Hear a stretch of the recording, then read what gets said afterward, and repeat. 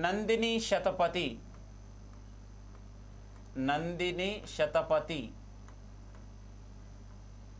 Versus P L Dhani. Nandini Satapathy versus P L Dhani మధ్య జరిగిన వ్యాజ్యంలో సుప్రీంకోర్టు తీర్పునిస్తూ, నందిని శతపథి వర్సెస్ పిఎల్ డానీ మధ్య జరిగినటువంటి వ్యాజ్యంలో సుప్రీంకోర్టు తీర్పునిస్తూ సో ఇక్కడ బలవంతపు సాక్ష్యం పరిధిలోకి వచ్చే అంశాలు ఏంటి అండ్ బలవంతపు సాక్ష్యం పరిధిలోకి రానటువంటి అంశాలు ఏంటి అనేటువంటి దాని మీద మనకి Nandini Satapathy versus P L Danny అనేటువంటి కేసులో సుప్రీంకోర్టు చెప్పింది. అంటే ఒక వ్యక్తిని అక్రమంగా నిర్బంధించి సో అతని నుంచి బలవంతంగా సో నార్కో ఎనాలిసిస్, లై డిటెక్టర్స్, మైండ్ మ్యాపింగ్ వంటి వాటిని నిర్వహించరాదు. అదేవిధంగా ఒక వ్యక్తికి సంబంధించినటువంటి నేర సమాచారాన్ని రాబట్టడం కోసం అతన్ని బలవంతంగా నిర్బంధించి అతనికి సంబంధించినటువంటి వెంట్రుకలు కావచ్చు, గోర్లను కావచ్చు, రక్త నమూనాలను సేకరించడం అనేటువంటిది బలవంతపు సాక్ష్యం కిందికి రాదని చెప్పింది. అంటే ఒక వ్యక్తికి సంబంధించినటువంటి దాంట్లో ఏదైనా ఒక కేసులో పురోగతి సాధించాలి అనుకున్నప్పుడు సో ఇక్కడ నార్కో ఎనాలిసిస్ లేదా మైండ్ మ్యాపింగ్, లై డిటెక్టర్ వంటి వాటిని నిర్వహించరాదు. కానీ సో అతని యొక్క సమాచారాన్ని తెలుసుకునేటువంటి క్రమంలో అతనికి సంబంధించినటువంటి వెంట్రుకలు కానీ, గోర్లను కానీ లేదా దాంతోపాటు మనకి రక్త నమూనాలను సేకరించడం అనేటువంటిది బలవంతపు నిర్బంధం లేదా బలవంతపు సాక్ష్యం పరిధిలోకి రాదు అని చెప్పింది మనకి Nandini Satapathy versus P L Danny అనేటువంటి కేసులో సుప్రీంకోర్టు అనేటువంటిది చెప్పింది. నెక్స్ట్ అదేవిధంగా మనకి ఆర్టికల్ 21 సో ఆర్టికల్ 21 ఏం చెప్తుంది అనేటువంటిది కావాలి. సో ఆర్టికల్ 21 జీవించే హక్కు గురించి తెలియస్తుంది.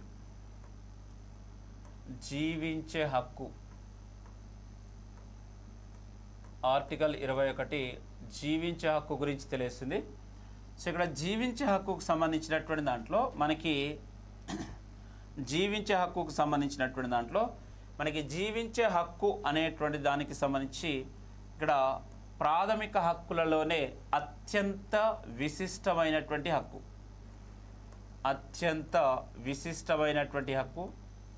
జీవించే హక్కు. అత్యంత విశిష్టమైన హక్కు జీవించే హక్కు అని చెప్తాం. అంటే ప్రాథమిక హక్కులోనే అత్యంత విశిష్ట మరియు అత్యంత ప్రాధాన్యతను కలిగినటువంటి హక్కు జీవించే హక్కు అని చెప్తాం. జీవించే హక్కు.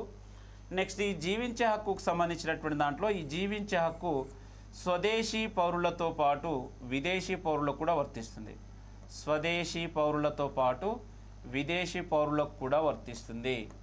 స్వదేశీ పౌరులతో పాటు విదేశీ పౌరులకు కూడా వర్తిస్తుంది. అంటే ఇది భారత పౌరులతో పాటు విదేశీ పౌరులకు కూడా ఈ హక్కు అనేటువంటిది వర్తిస్తుంది. నెక్స్ట్ ఇక్కడ జీవించే హక్కుని మనం జపాన్ నుండి గ్రహించాం. జీవించే హక్కుని జపాన్ నుండి గ్రహించాం.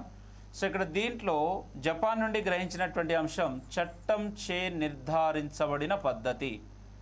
చట్టంచే నిర్ధారించబడిన పద్ధతి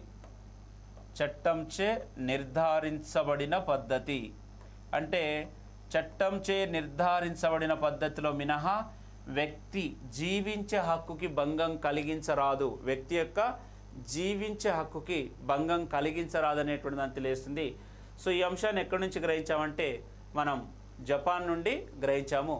నెక్స్ట్ అదేవిధంగా మనకి ఇక్కడ జీవించే హక్కుకు సంబంధించినటువంటి దాంట్లో ఇక్కడ ఆర్టికల్ 19 కంటే ఆర్టికల్ 21 అనేటువంటిది చాలా ప్రాముఖ్యమైనది అని చెప్పొచ్చు.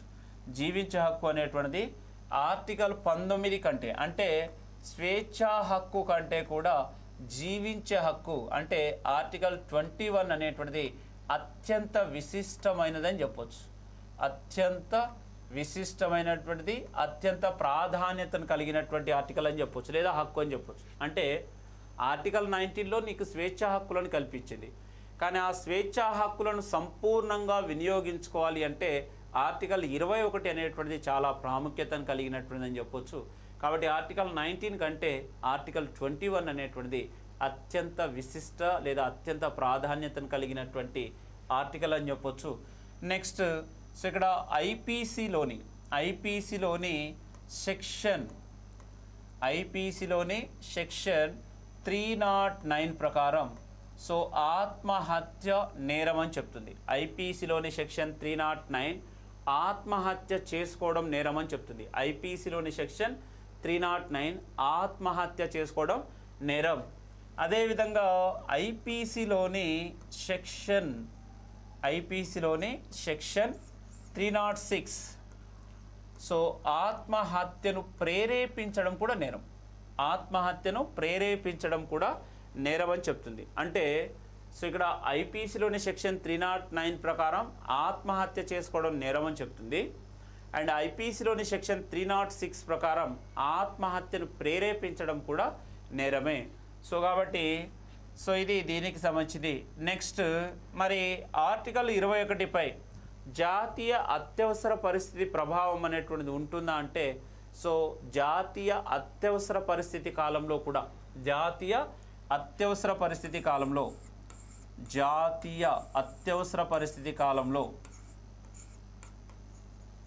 సో జాతీయ అత్యవసర పరిస్థితి కాలంలో కూడా ప్రాథమిక హక్కులలోని ఆర్టికల్ 20 ఆర్టికల్ 21 రద్దు కావు. అంటే జాతీయ అత్యవసర పరిస్థితి ప్రభావం ప్రాథమిక హక్కులలోని ఏ హక్కులకు వర్తించవు అంటే ఆర్టికల్ 20 అంటే నేరము శిక్ష నుండి రక్షణ పొందేటువంటి హక్కుకి, అండ్ ఆర్టికల్ 21 అంటే జీవించే హక్కుకి సో జాతీయ అత్యవసర పరిస్థితి ప్రభావం అనేటువంటిది ఉండదని చెప్పొచ్చు. సో దీనిని మనం ఎక్కడి నుంచి సంబంధించిన అంటే సో ఎక్కడ ఈ అంశాన్ని ఏ రాజ్యాంగ సవరణ ద్వారా చేర్చామంటే 1978లో 44వ రాజ్యాంగ సవరణ చట్టం ద్వారా 44వ రాజ్యాంగ సవరణ చట్టం ద్వారా నూతనంగా ఈ అంశాన్ని చేర్చారు. అంటే క్వశ్చన్ ఎలా అడగొచ్చు అంటే జాతీయ అత్యవసర పరిస్థితి ప్రభావం సో ప్రాథమిక హక్కులలో ఉన్నటువంటి ఏ ఆర్టికల్స్ లేదా ఏ హక్కులకు వర్తించవు అంటే ఆర్టికల్ 20, 21లకు వర్తించవు.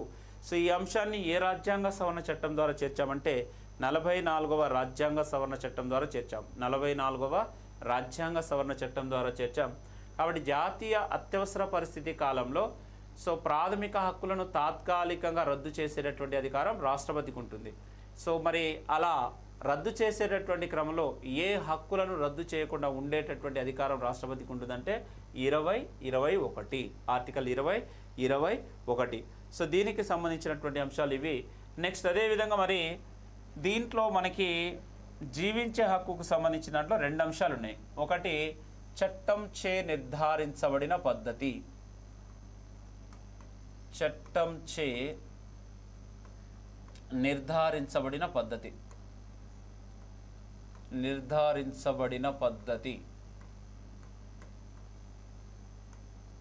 రెండోది శాసన ప్రక్రియను అనుసరించి. రెండోది ఏంటి? శాసన ప్రక్రియను అనుసరించి. శాసన ప్రక్రియను అనుసరించి. శాసన ప్రక్రియను అనుసరించి. శాసన ప్రక్రియను అనుసరించి అని చెప్తున్నాం. అంటే ఇక్కడ చట్టం చే నిర్ధారించబడిన పద్ధతి, రెండోది శాసన ప్రక్రియ అని చెప్తున్నాం. చట్టం చే నిర్ధారించబడినటువంటి పద్ధతినే procedure established by law. Procedure established by law. Procedure established by law. Procedure established by లా అని చెప్తాం. చట్టం చే నిర్ధారించబడిన పద్ధతి. దీనిని జపాన్ నుండి గ్రహించాం. ప్రస్తుతం చట్టం చే నిర్ధారించబడిన పద్ధతి అంటే ప్రొసీజర్ ఎస్టాబ్లిష్డ్ బై లా అనేటువంటిది సో ఐర్లాండ్ మరియు బ్రిటన్ వంటి దేశాల్లో సో ఈ పద్ధతి అమల్లో ఉందని చెప్తున్నాం. ఏ పద్ధతి? చట్టం చే నిర్ధారించబడిన పద్ధతి అనేటువంటిది ప్రస్తుతం ఐర్లాండ్ అండ్ బ్రిటన్ వంటి దేశాల్లో అమల్లో ఉందని చెప్పొచ్చు. అంటే ఇక్కడ చట్టంచే నిర్ధారించబడిన పద్ధతిలో మినహా ఒక వ్యక్తి యొక్క జీవించే హక్కుకి భంగం కలిగించరాదు. చట్టంచే నిర్ధారించబడిన పద్ధతిలో మినహా ఒక వ్యక్తి యొక్క జీవించే హక్కుకి భంగం కలిగించరాదు. అంటే అర్థం ఏంటి? ఇక్కడ శాసన శాఖ చేసినటువంటి శాసన ప్రక్రియల నుంచి రక్షణ ఇవ్వదు, కానీ కార్యనిర్వహణపరమైనటువంటి చర్యల నుంచి రక్షణ ఇస్తుంది. కార్యనిర్వహణపరమైనటువంటి చర్యల నుంచి రక్షణ ఇస్తుంది. ఇది మనకి చట్టంచే నిర్ధారించబడిన పద్ధతి అని చెప్తాం. ఎక్కడి నుంచి గ్రహించాం? జపాన్ నుండి. దీన్నే ఇంగ్లీష్లో ప్రొసీజర్ ఎస్టాబ్లిష్డ్ బై లా అని చెప్తాం. ప్రస్తుతం ఈ ప్రొసీజర్ ఎస్టాబ్లిష్డ్ బై లా అనేటువంటి విధానం ఐర్లాండ్, బ్రిటన్ వంటి దేశాల్లో కూడా అమల్లో ఉంది. కాబట్టి చట్టంచే నిర్ధారించబడిన పద్ధతిలో మినహా ఒక వ్యక్తి యొక్క జీవించే హక్కుకి భంగం కలిగించరాదు అనేటువంటి దాన్ని తెలియస్తుంది. నెక్స్ట్ శాసన ప్రక్రియ. ఇక్కడ due process of law, due process of law, process of law, due process of law. ఇందులో సహజ న్యాయ సూత్రాలు, సహజ న్యాయ సూత్రాలు అనేటువంటి ఉంటాయి. ఈ విధానం ఎక్కడుందంటే అమెరికాలో అమల్లో ఉందండి. అమెరికా, ఈ విధానం అమెరికాలో అమల్లో ఉంది. అంటే చట్టంచే నిర్ధారించబడిన పద్ధతిలో ఒక వ్యక్తి యొక్క జీవించే హక్కుకి భంగం కలిగించినట్లయితే అమలు చేసేటటువంటి విధానం సక్రమంగా ఉండాలి. అమలు చేసేటటువంటి విధానం సక్రమంగా ఉండాలి. ఒకవేళ అమలు చేసే విధానం సక్రమంగా లేనట్లయితే అది చెల్లుబాటు కాదు. కాబట్టి చట్టంచే నిర్ధారించబడిన పద్ధతిలో ఒక వ్యక్తి యొక్క జీవించే హక్కుకు భంగం కలిగించినట్లయితే ఆ చట్టాన్ని అమలు చేసే విధానం సక్రమంగా ఉన్నట్లయితే దానినే డ్యూ ప్రాసెస్ ఆఫ్ లా అంటాం. Due process of law. ఇక్కడ ఇందులో సహజ న్యాయ సూత్రాలు అనేటువంటి ఉంటాయి.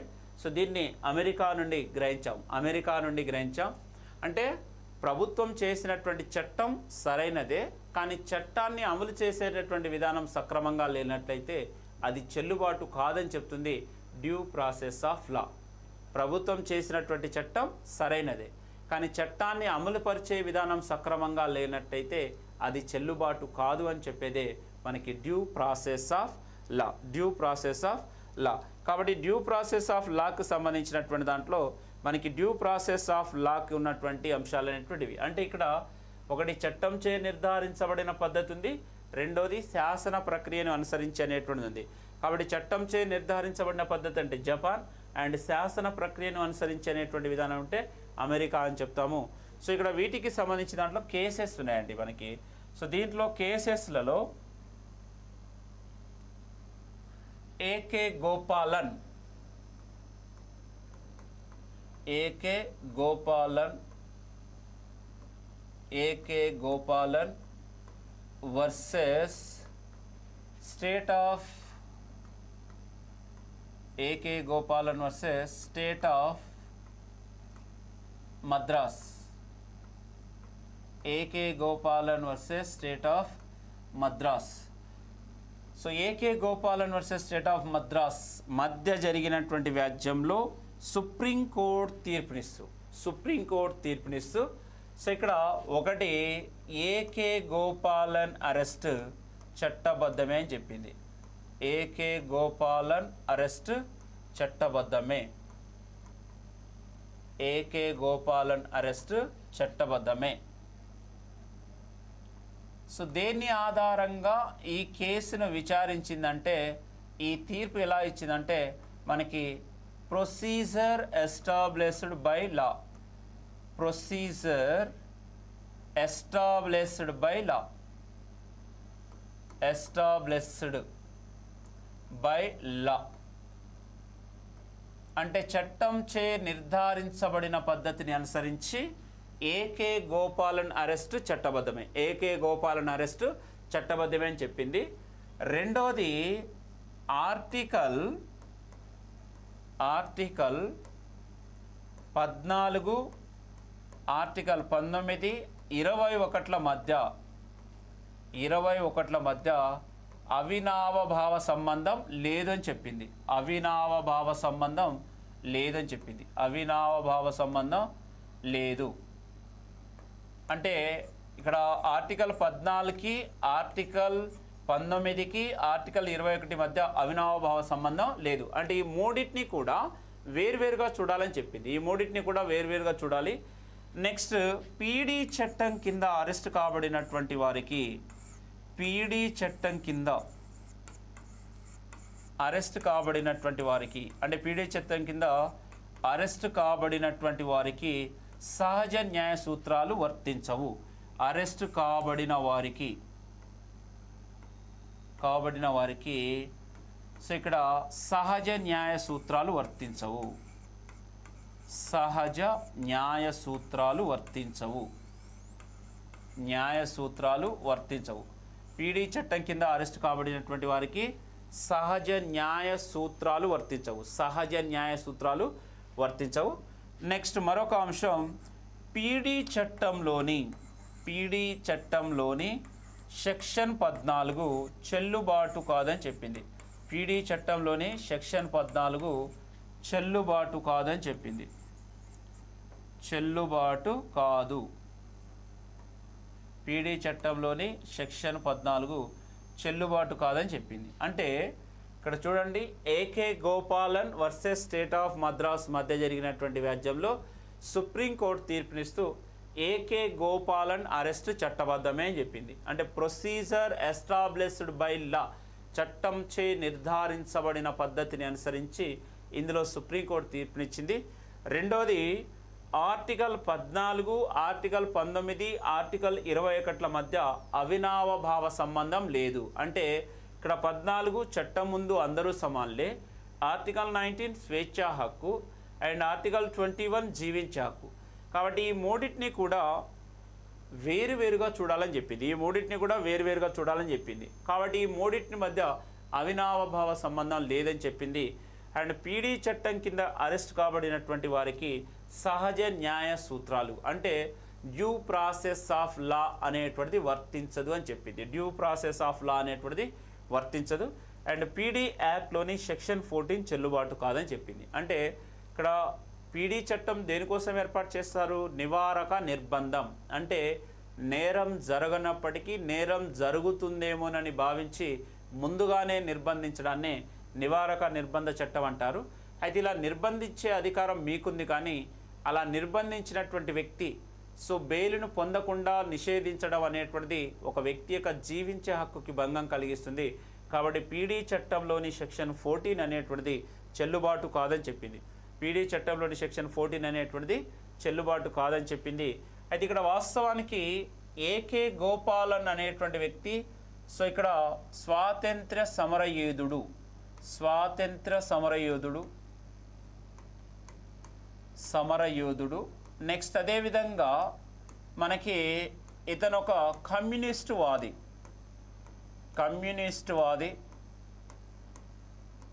నెక్స్ట్ పార్లమెంట్ సభ్యుడు. అయితే ఇతన్ని ఏం చేశారంటే పీడీ చట్టం కింద అరెస్ట్ చేశారండి. ఈ ఏకే గోపాల్ని పీడీ చట్టం కింద అరెస్ట్ చేశారు. అయితే ఇప్పుడు పీడీ చట్టం కింద అరెస్ట్ చేసినటువంటి సందర్భంలో ఇతను సుప్రీంకోర్టులో కేసు వేశారు. సో నా యొక్క రైట్ టు ఈక్వాలిటీ అంటే చట్టం ముందు అందరూ సమానులే అనేటువంటి దాన్ని, సమానత్వపు హక్కు అనేటువంటి దాన్ని ఉల్లంఘించారు. సో ఇది చట్టం ముందు అందరూ సమానులే అనేటువంటి దాన్ని కూడా ఉల్లంఘించింది. ఆర్టికల్ 19 భావ ప్రకటన వాక్ స్వాతంత్ర స్వేచ్ఛ హక్కు కూడా భంగం కలిగిస్తుంది. అండ్ అదేవిధంగా నా యొక్క జీవించే హక్కు కూడా భంగం కలిగిస్తుంది. కాబట్టి ఈ 3 14, 19, 21 మధ్య సో ప్రాథమిక హక్కులకు భంగం కలిగిస్తుందని సుప్రీంకోర్టులో కేసేస్తే సుప్రీంకోర్టు ఏం చెప్పిందంటే ఈ మూడింటిని కూడా వేరువేరుగా చూడాలి, ఈ మూడిట్ల మధ్య అవినావభావ సంబంధం లేదు అని చెప్పింది. నెక్స్ట్ అదేవిధంగా చట్టం కింద అరెస్ట్ కాబడినటువంటి వారికి పీడీ చట్టం కింద అరెస్ట్ కాబడినటువంటి వారికి సహజ న్యాయ సూత్రాలు వర్తించవని చెప్పింది. నెక్స్ట్ పీడీ యాక్ట్లోని సెక్షన్ 14 అనేటువంటిది చెల్లుబాటు కాదని చెప్పింది. ఇది ఏకే గోపాలన్కి సంబంధించినటువంటి కేసు అండి. ఏకే గోపాలన్కి సంబంధించినటువంటి కేసు. సో నెక్స్ట్ రెండోది మనకి Maneka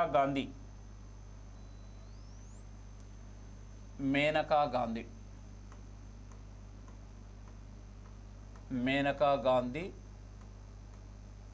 versus union of India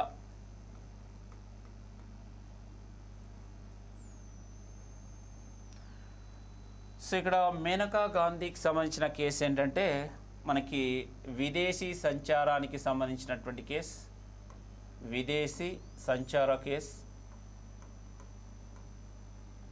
next so ఇక్కడ విదేశీ సంచారం అంటే తను విదేశాలకు వెళ్ళేటటువంటి సందర్భంలో ఇలా విదేశాలకు వెళ్తున్నటువంటి క్రమంలో ఈమె యొక్క పాస్పోర్ట్ను స్వాధీనపరుచుకుంటుంది కేంద్ర ప్రభుత్వం.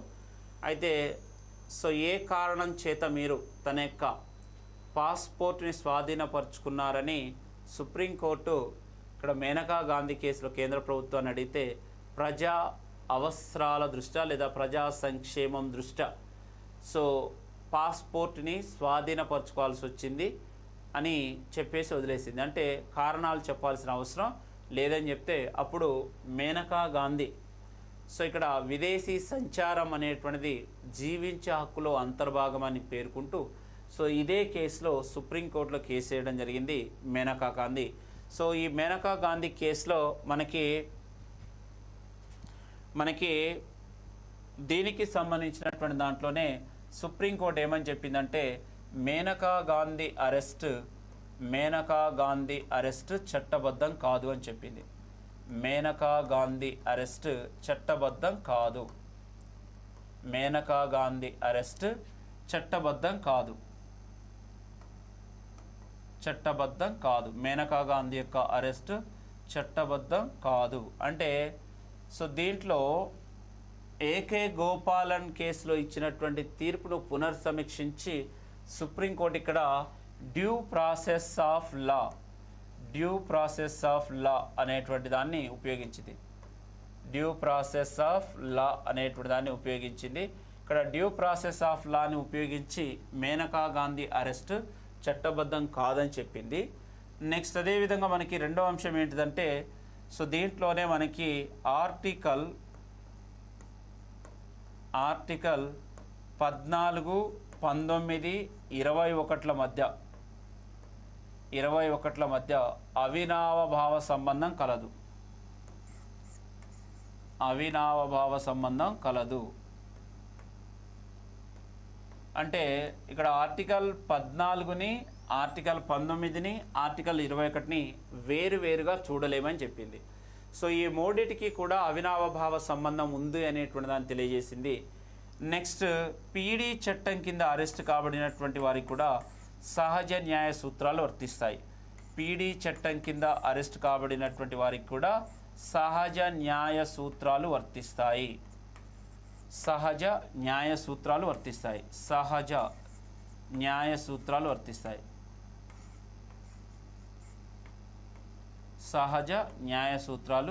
వర్తిస్తాయని చెప్పింది. నెక్స్ట్ ఇక్కడ కార్యనిర్వాహక చర్యలతో పాటు శాసనపరమైనటువంటి చర్యలను కూడా న్యాయ సమీక్షకు గురి చేస్తామని చెప్పింది. కార్యనిర్వాహకపరమైన చర్యలతో పాటు శాసనపరమైనటువంటి చర్యలను కూడా న్యాయ సమీక్ష చేస్తామని చెప్పింది. నెక్స్ట్ అదేవిధంగా సో ఇక్కడ ప్రాథమిక హక్కులకు సంబంధించిన దాంట్లో మనకి జీవించే హక్కుతో పాటు అంతర్గతంగా మనకి 21 రకాలైనటువంటి హక్కులు దాగి ఉన్నాయని చెప్పింది. అంటే వాస్తవానికి ప్రాథమిక హక్కులు 6. ఈ ప్రాథమిక హక్కులు 6 ఏవైతే ఉన్నాయో ఈ 6 హక్కులలో కూడా అంతర్గతంగా 21 రకాలైనటువంటి హక్కులు దాగి ఉన్నాయని సుప్రీంకోర్టు మేనకా గాంధీ కేసులో సుప్రీంకోర్టు తీర్పిచ్చింది. అంటే ఇక్కడ అర్థం ఏంటి, మనం వినియోగించుకునేటువంటి ప్రస్తుతం 6 రకాలైనటువంటి ప్రాథమిక హక్కులు మాత్రమే ఉన్నాయి.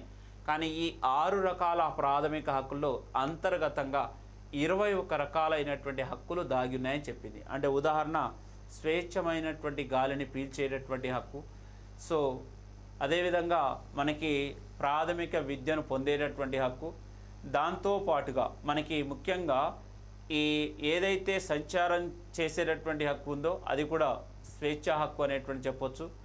నెక్స్ట్ కలుషితమైనటువంటి అంటే కలుషితం కానటువంటి గాలి, నీరు, ఆహారాన్ని పొందడం కూడా జీవించే హక్కులు అంతర్భాగం అని చెప్పొచ్చు. ఈ విధంగా మనకి 6 రకాలైనటువంటి ప్రాథమిక హక్కుల్లో అంతర్గతంగా 21 రకాలైనటువంటి ప్రాథమిక హక్కులు దాగున్నాయని సో మేనకా గాంధీ కేసులో సుప్రీంకోర్టు అనేటువంటి చెప్పింది. అంటే ఏకే గోపాలన్ కేసులోనేమో చట్టంచే నిర్ధారించబడిన పద్ధతిని వినియోగించి సో ఇక్కడ ఏం చెప్పింది, అరెస్ట్ చట్టబద్ధమే అని చెప్పింది. కానీ అదే మేనకా గాంధీ కేసులో డ్యూ ప్రాసెస్ ఆఫ్ లా అనేటువంటి దాన్ని ఉపయోగించి మేనకా గాంధీ యొక్క అరెస్ట్ చట్టబద్ధం కాదని చెప్పింది. మేనకా గాంధీ యొక్క అరెస్ట్ చట్టబద్ధం కాదని చెప్పింది.